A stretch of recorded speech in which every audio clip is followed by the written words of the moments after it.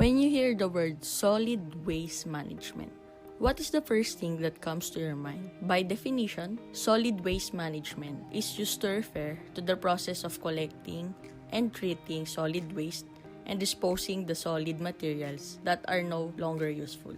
In the Philippines, as the population increases, more solid waste are being generated. One of the main problems in the Philippines is their solid waste due to the lack of implementation with the Republic Act 9003, which is also known as Ecological Solid Waste Management Act of 2000.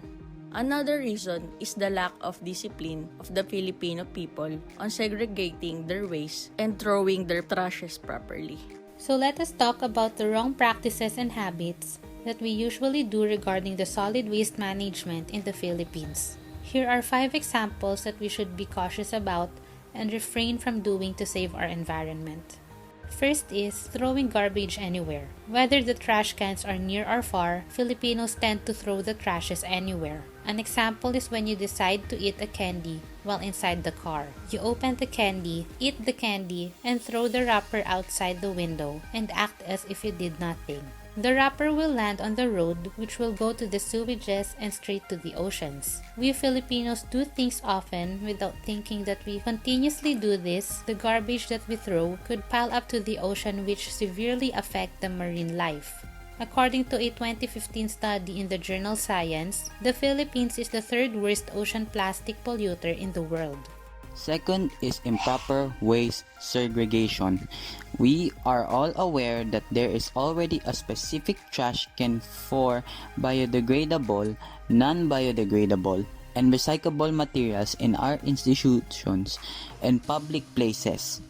But still, people just throw their trashes without classifying which trash can do they belong.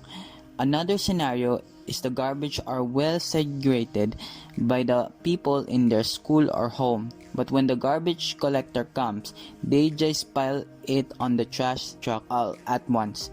The trashes were once again mixed up and there is still an improper waste segregation in the end.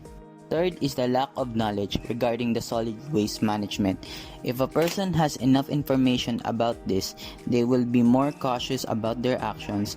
They will be disciplined enough to do things that would help in reducing the waste generation in the Philippines. They could even convince other people to do the same.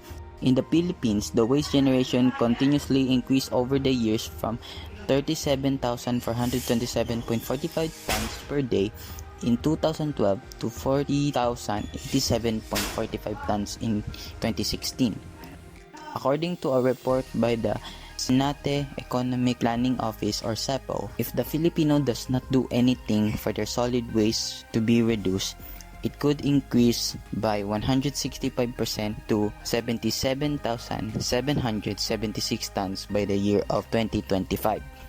Fourth is wasting resources. Wasting resources by single-use plastic products. It would be better if the things that we would buy are the things that could be recycled or reused, because this could lessen our consumption with materials and only few resources would be wasted.